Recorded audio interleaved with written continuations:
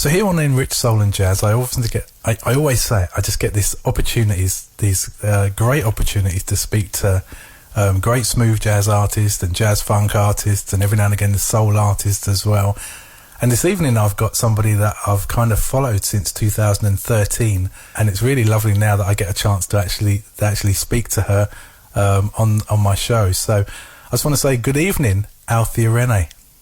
Well, hello. It's very nice to meet you, and I'm so excited for this interview, and to just kind of introduce myself. Good, yeah. It's about people who, people know your music, but for those who don't know your music, and I know you've got a show coming up at Soul Mamas, which we're going to talk about in a little while, so we can make sure that people go out and buy tickets for that show. It's a great show with a great lineup. I know the band, and so they're great guys.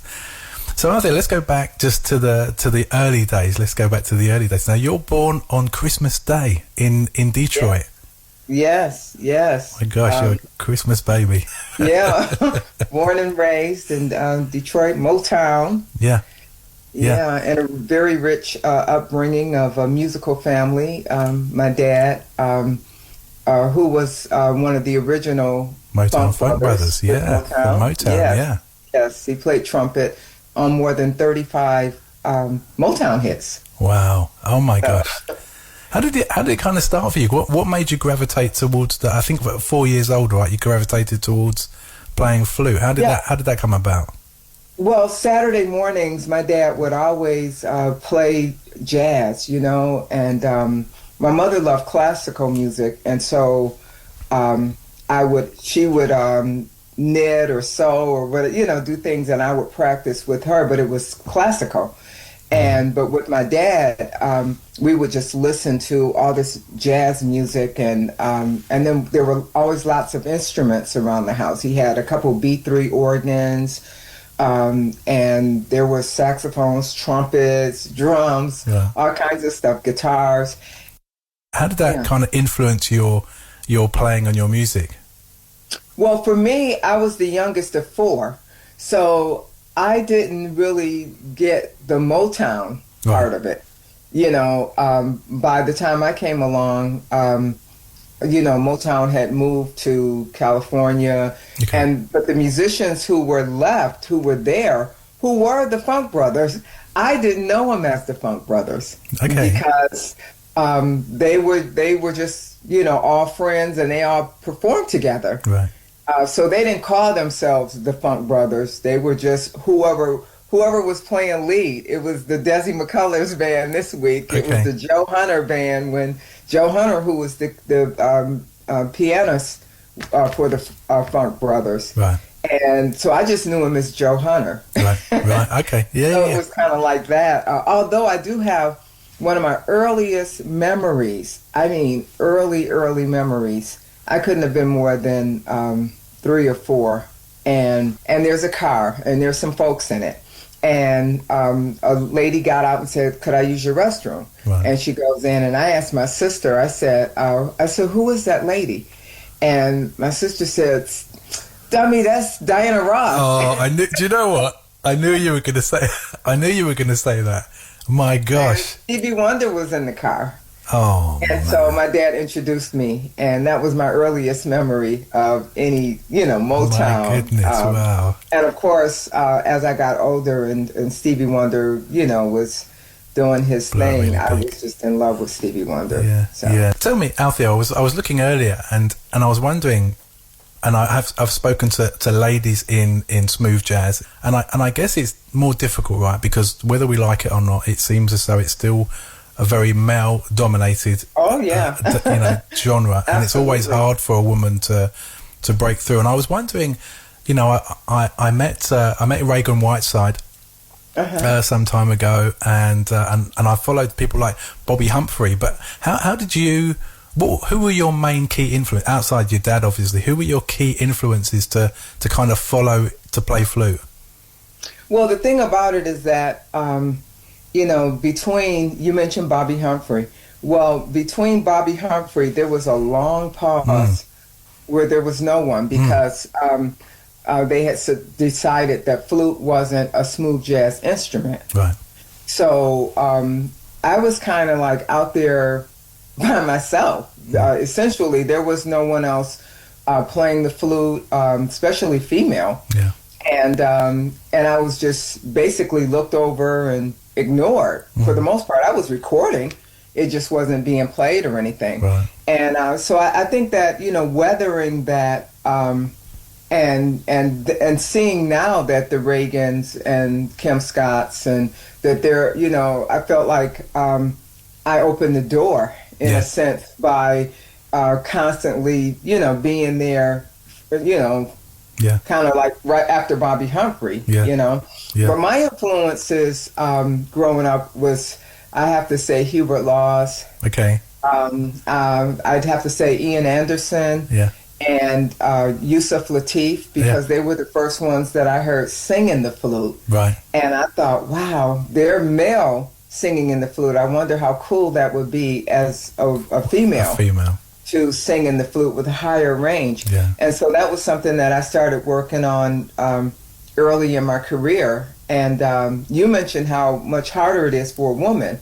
And when I studied at Howard University, and I studied classical flute, I had a scholarship, classical scholarship, and I had never played jazz. Okay. So when I decided that I wanted to play jazz, you know, it was kind of scary because it's like coming from a classical background, how do you know what to play? Sure. And, you know, I didn't really have anyone to mentor me, you know, and every time I went for help to say to a jazz artist to say, can you help me? You know, it was always not about the flute anymore.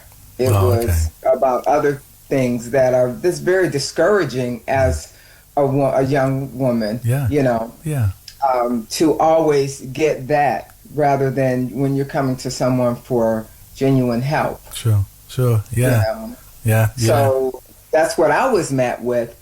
And I just always had to, everything that I've gotten, I felt like I had to get it on my own. My dad did help some, you know, but he didn't want me to have this kind of career. He wanted me to teach. So he was trying to discourage me from the business of touring and being out here. And I know why. I know why. Well, when you say teach, you mean teach music or teach teach music as opposed to going on the road? Yes, he didn't want me to be a performer. No, I can imagine because he knows what goes on the other side. I wanted to be a player, man. I wanted, you know, my brothers, they had a band. My one brother, his claim to fame is that he played with Wild Cherry. Okay. And he played that funky music. Okay. He played trumpet and drums. Okay. And then I have another brother who plays saxophone.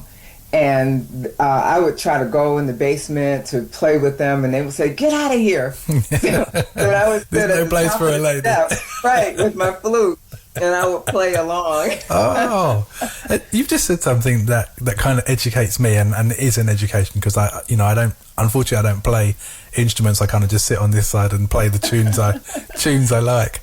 But you just said something really interesting. So, and forgive my ignorance, when you play the flute, as a female, it makes a very different sound. Is that what you're saying? It's very different to a male playing a flute. No, I really don't think it is. Okay. But I think the way we're viewed. Okay. That's what I'm saying. The way we're viewed, like when I would go to a jam session and I would ask to, could I sit in? Right. You know, it's a jam session, which means you bring your instrument and you sometimes you sign a list and they call you up and you play a tunes. Song, you know. So I would ask if I could sit in, and they would say things like, do you have a flute? Yeah. Do you play as good as you look? Man. Okay. I don't know. I mean, what does that have to do? Yeah. You know. It's not how I look, it's how I...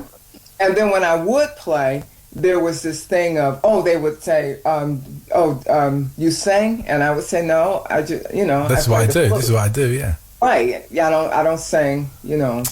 You don't want me to sing. I play the flute. So then it would be when I would get up to play, the band would just play. They would just barrel through, and I couldn't hear. anything, Right. because flute is a soft voice instrument anyway. Mm-hmm. And, you know, they would need to come down in order for people to hear me and for me to hear myself. And it was almost a thing of, if you're going to play with us, then we're letting you know that we don't want you up here with the guys. Oh, okay. So it was that type of thing. And then what I did, I got in the habit, because I couldn't hear, I would play between the beats. Right, okay. So that I could hear what I was doing. And that turned into like a syncopated kind of style that I developed, that I had. And, you know, so that's made me very, instead of getting angry and saying and going away, it's been just the opposite. Yeah. You know, I get more determined, and my style has been very aggressive as the years have gone on. I've been able to smooth it out and smooth out the edges, and just really take command. I think as a woman, and most women who are performing, you have to know your music, know what you want. Yeah. You don't have to be nasty or anything, but you definitely have to have confidence. Yes. Because if you don't have confidence, nobody's going to respect you. Right. Wow. Let's hope things change. I mean, we've been talking about this for years, but let's hope things change, right? But I think they are. I mean, I think things have definitely. There's more representation now, right? Yeah, but it's still not a lot of women when you think of how many men are out there performing. Yeah.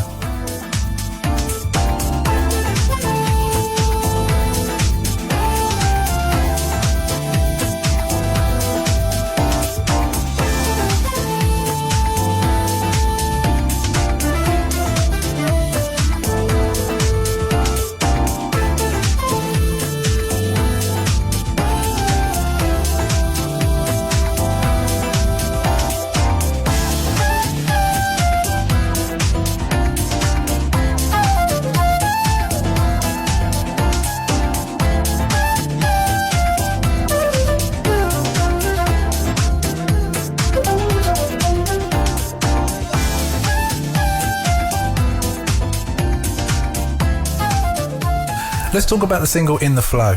So, as I said to you when we last spoke, is that that was a track that my partner actually sent to me, and like, do you know this track? I know this. I really like this track, and it was "In the Flow," and I don't think it's the first. It's the first track that's gone to Billboard #1, right? Which is flute led. So, right, I was the first flutist in the history, not Herbie Mann, not Hubert Laws. Right. Nobody before had ever had a flute single be #1 on Billboard. Oh, wow. And you know what? I really love the way you've said that, because you haven't corrected me. But I think that's important to say you're the first flutist to do that, because sometimes say, oh, it's the first woman to do that, or you're the first woman. Right. There shouldn't be any, that shouldn't be the benchmark. Shouldn't be, but she's a female, you know, so it should be, you are the first out of all of those guys, out of everybody to do it. Yeah. Did you realise how groundbreaking that was going to be when you wrote the track? No. Okay. It was just a fun track, and I'm glad that I didn't know, because then I think I would have overthought it. Okay. Yeah. So, and I like to have a good time. I really like to kind of allow when I'm being creative, just allow my environment and where I am at that time to influence how I perform on it. And I have to say, I write melodies. Mm-hmm. So generally when I'm working with a producer like Michael Broning on that, they'll send me different music, and then I'll listen and I'll see if the song speaks to me. Right. Yeah. And then say, oh, I like this. I can, and then from there, I sometimes the melody will just come right to me. Sometimes parts of it. It just depends. Right. It's a great album. And it's the title track of your 2013 album, right? Released on Trip and Rhythm. Yeah. So I want to take a break and play it now, so people can kind of hear and put into context what you've just said. And while we're listening, maybe the listeners out there can think about this being the first person to actually go to Billboard #1, not the first female. Just get the female bit out of your head. This is a track called In the Flow with my studio guest Althea Rene, who I'm speaking to this evening.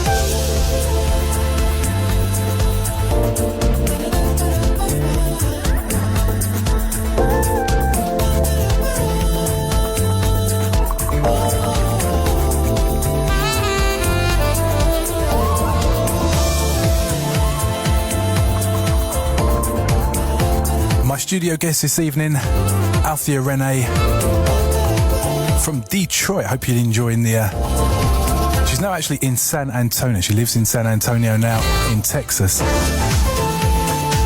Hope you're enjoying the chat. Taking us back to 2013, In the Flow. Billboard #1. The first musician to be Billboard #1 playing the flute. I'm going to ask you now about balancing your worlds, because I understand that you're a Wayne County deputy sheriff, right? I used to be. You used to be, yeah. So tell me, how does that work in the context of what we've just been speaking about? You obviously, had this sheriff job, and obviously you have the music thing. How did they kind of cohabit together? And you didn't want people, and I can hear that in what you've said. You don't want people just you pull them over they're kind of like, oh no, you are, you play, you know, the jazz music, right? It's like, and I did go through some of that, although I was a deputy sheriff, so that meant I was in the jail. Oh, okay, right. So I worked different things like family court, arraignment court. You know, I was a deputy on the floor with inmates. Wow. Okay. Where I would be over like about 60 inmates on two different wards, North and South wards. Yeah. And each ward would have like 30 inmates in there that I would have to like walk back and forth and oversee. Wow. So it was definitely, it was never a dull moment. And one instance that I find really funny out of everything is, the television was on. And at the time, I had been a contestant on the Apollo. Okay, live at the Apollo. Showtime at the Apollo. And I won. Actually won. And so they were showing reruns. And so the inmate, he looks up and then he comes over to the window and he says, "Is that you?" Wow. I said, "Are you kidding? Now, how could that be me if I'm here?" Oh, okay. And he's looking and he's like, "It's you." "Oh, that lady looks just like she you." Looks like you. Yeah, well, it's not me. Wow, you actually played it down. Oh. Get back in there. Get back in there. Absolutely. They're like, "No, that's her. That's her." Oh, wow. So I denied it. What could they do? So that was the thing. But yeah, quite often people would recognize me, Sure. And yeah, that's what I did. At the time, I was a single parent. I had two small boys that I was raising. And I needed, my mom told me, she says, I had gone out on the road and didn't get paid one time too many. Yeah. Mom says, "Girl, you got to get a real job." I did that for 13 years. I did the music, and the money I made from my music while I was a police officer, I invested into myself. And those were some of my first recordings I funded with the money that I made from playing music on the weekends. Right. Wow. Oh, that's a great story, and I'm glad it's now working out full-time. You're a full-time player. I'm full-time. A full-time player. And I know that's hard to make that jump.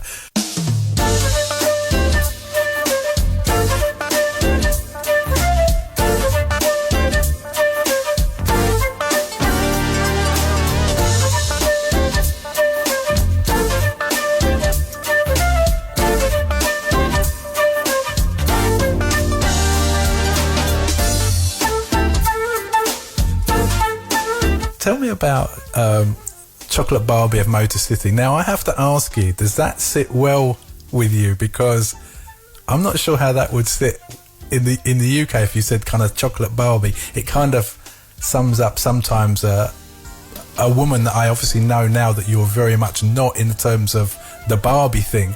Right. Because you're a strong, independent woman, obviously. But does that sit well? Where did it come from? Does that sit well with you? Well, the thing is that it's funny because that's kind of what the inmates had nicknamed me, the Chocolate Barbie. So that it kind of came from there, but also because of the fact that every time I would try to get a break, it was kind of this comparison of what someone wanted you to be versus who you really were. Becoming Chocolate Barbie, was my way of really expressing that you don't have to be that. Right. That, this whole Barbie doll, and it's not even just with black women or anything. It's just women in general that we have to always be over-sexualized and this kind of thing. And so the book was really showing women that it's okay to say no. Yeah. It's okay to walk away. Yeah. That is one of the hardest things in a career that you will ever do, is to stand up for yourself and say, I'm not willing to do this. Sure. Yeah. If you don't recognize me for my talent and for working hard, what I bring to the table, then I'm okay saying no. Yeah. And you shouldn't. Yeah, exactly. Shouldn't have to compromise yourself in any way at all. Because when you say yes, you don't even know what you're saying yes to. You're not saying yes to just one thing. Yeah. But when you say no, you're saying no to everything that is not good for you. You're saying no to all of that. Yeah. But when you say yes, now it's going to be a case by case where you're like, well, I didn't know you expected me to do this, or you expected me to do, but you've already said yes. Yeah. No, I get it.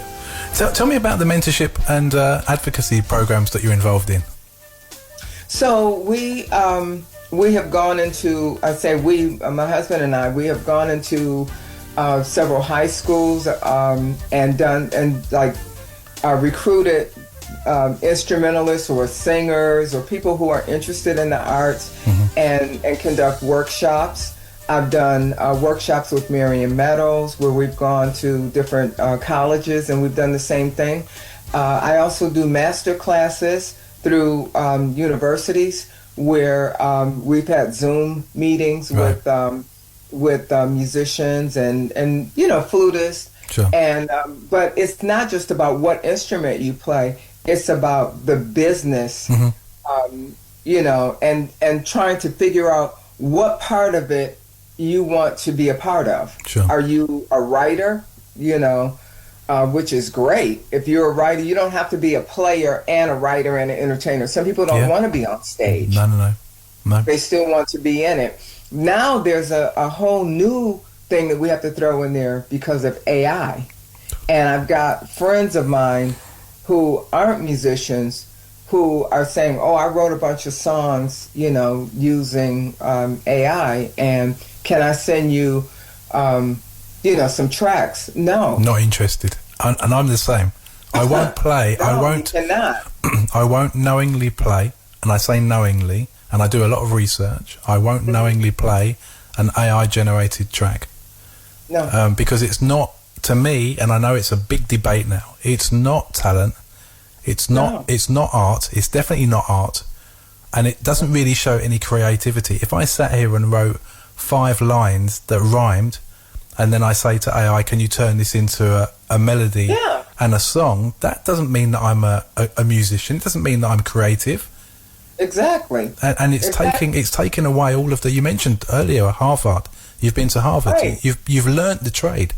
You've grown up in the industry. You've taken all of the knocks, and I'm going to sit here. It's insulting to me, and I don't want anything to do with it in that sense. Also, from a legal point, you can never own the rights. No, because you're sampling everything else, right? Exactly. Publishing or anything, they own it. All you're doing is contributing to them learning from you. Like if I write to an AI song, a melody, then they can then learn. It's just training. Yeah. And take it. No. It's just self-learning. No. Exactly. I hate it. I honestly, I'm really against it. Really against it. Me too. And every now and again, and people listening to the show will know that they've sent me a track, and they've said, "Oh, Rich, have you heard this?" And I'm like, straight away, I can hear it's AI. There's something about it that just tells you straight away it's AI. That vocal is not a genuine human vocal. Too perfect. Yeah, exactly. Its runs are in the wrong place. Yeah. Exactly. It's just wrong. Yeah. So, no, I'm totally with you, 100% on that. That's kind of the new thing that I haven't had a chance to really. I haven't done a master class since this AI thing. Yeah. And unfortunately, it's gonna grow because society, I think, or parts of society just want that easy carrot, that easy way to get to where you need to get to, and they're not willing to put the groundwork in. They're not willing to. Well, it started with the beats. When you do beats, and then you have hardly any instrumentation in the songs. Yeah. And we're already dealing with that. No bridges. Yeah. Exactly. Exactly. Books, exactly. Just a song with a beat. Yeah. Like you hear a flute go from low and go high. Well, you would hear parts that were like in the middle, go low, and then go high. Yeah. Like and you already would never do that. And you already said that you know, when you're choosing what to play and what tracks you'd like to play, you have to feel it. You can't feel these tracks. You can't feel it because there's nothing to feel. There's nothing to feel. Yeah. So yeah, that's how I know I'm old, and I'm okay with being old. That's the thing. Same as me. Same as me. There's enough for me to be listening to without having to jump into that. Yeah, exactly. I am okay. So I don't feel the need to try to change or try to change and play to appeal. You know, a lot of artists will try to appeal to a 20-something crowd. I feel like a 20-something or 30-something crowd should mature to our music. Learn to not appreciate. Where I try to play to their generation. You don't have to go to them. They should be coming to you. Yeah, exactly. They should be growing into... Yeah, exactly. And I do find that a lot because, you know, when younger people, when they come to a live concert that's really live... They're like, wow, you know. Exactly. It's eye-opening because you're not getting, people aren't playing. Yeah, no, exactly. No, I get that. Althea, great to speak to you. I'm really enjoying this conversation, and I thank you again for being so open and honest about this industry in terms of some of the challenges, and I know there's going to be more challenges, as you mentioned, with AI. I want to just take another break now and just play Flawsome, which is a track that I just played and played and played. Something about when you say about music talks to you, that track really spoke to me. When I heard that, I was like, where does this groove come from? And I was like, Flawsome, that's what it means. It's kind of flawless and awesome. So let's take another break. We're talking to Althea Rene. We're going to come back and speak about her London shows, but this is Flawsome by my studio guest Althea Rene.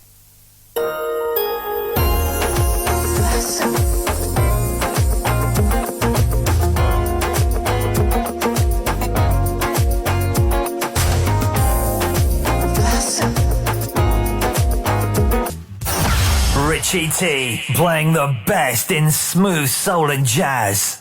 So I'm really enjoying talking to you this evening, Althea. Thank you ever so much for spending the time. But we're really excited, right, that you're coming over to the UK on the 11th of March. So that's actually a Wednesday evening. So I'm going to be probably pre-recording, all smoke and mirrors, but I'm going to pre-record so that I can get down to Soul Mamas in Stratford and come down and seeing yourself and Orifo and Ollie Silk, and you've got a great band that you're going to be playing with. I'm so looking forward to it. And you were asking, what can people expect? Yeah. What can we expect from the show? I am bringing the heat. Literally, I'm living in San Antonio, Texas right now. Right, okay. And it's going to be 90 degrees tomorrow. Okay. Oh my gosh, wow. It's 78 degrees today, and but I'm bringing the heat. Right. You know, I am not playing around because this is my debut. Sure. I definitely want to leave an impression, and I just feel that I feel so full. This has been a bucket list of wanting to do my own shows, you know, in different places. Sure. I've performed all over the world, but a lot of times it's with other artists, and you play maybe 3 songs. Okay. You know, but this is you're going to get ready to get the Althea Rene experience. I am so excited. I've been planning my outfit for a month. Oh my gosh. Okay, just the outfit.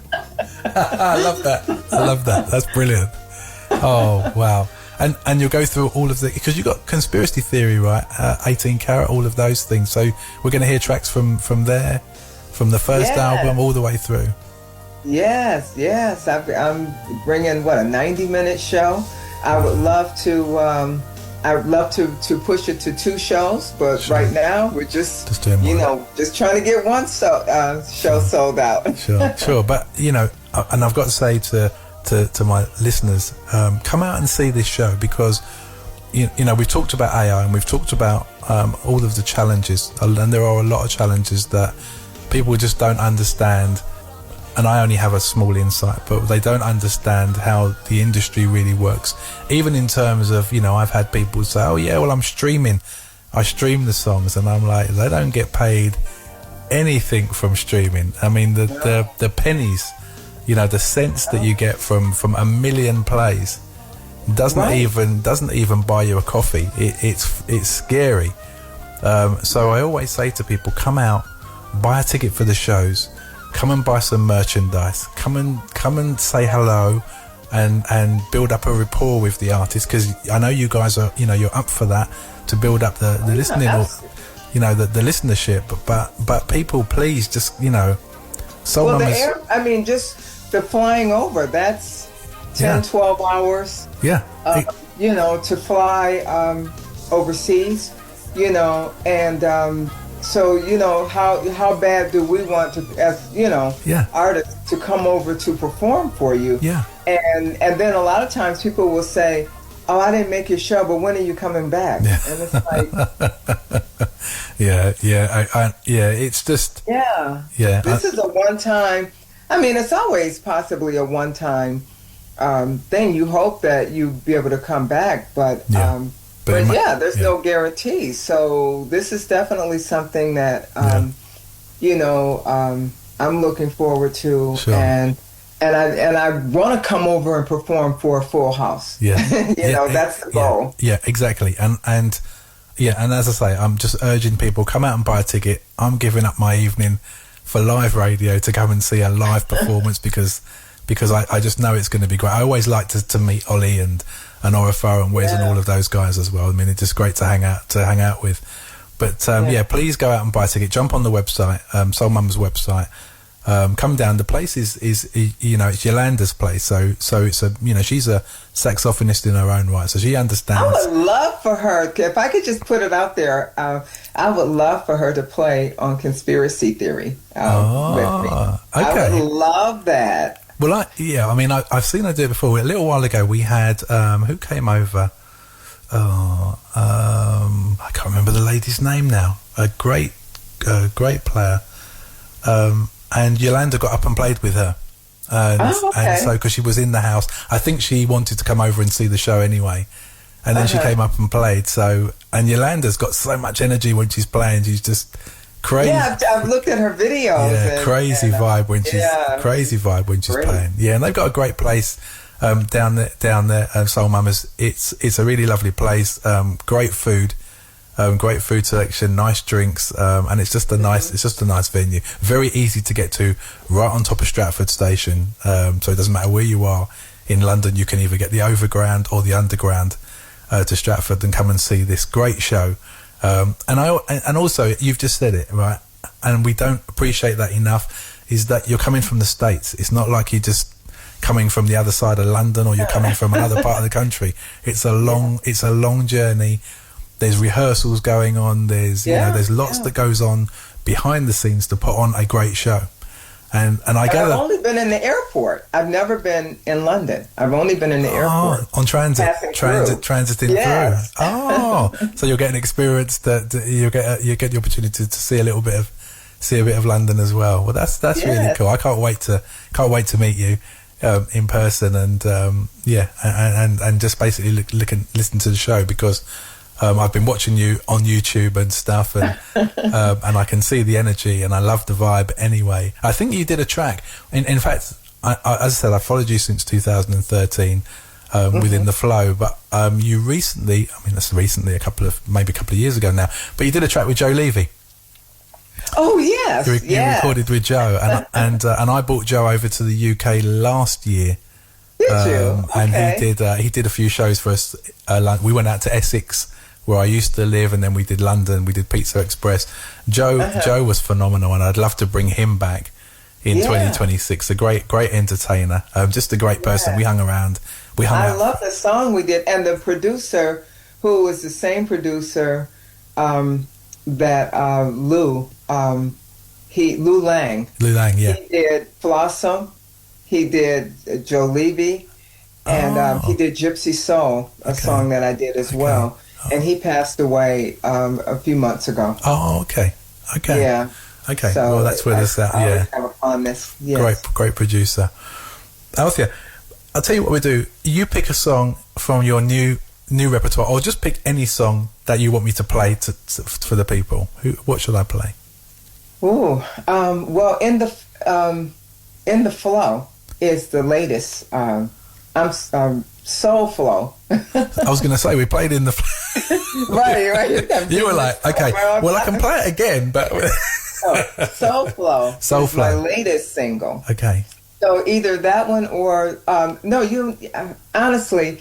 I'm celebrating because I am currently #1 in the country on Billboard with Synergy. Okay, well that's got to be the track then we're going to listen So that's got to be it. That's got to be the track. Okay, I'm going to play Synergy.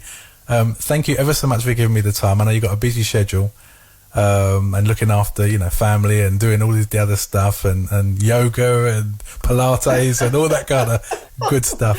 But I really look forward to coming over, and hopefully we get to hear a few of the stories as well. Maybe you tell a few of the stories while you're on stage, because I think absolutely, because I just got a little insight this evening. But I've really enjoyed talking to you.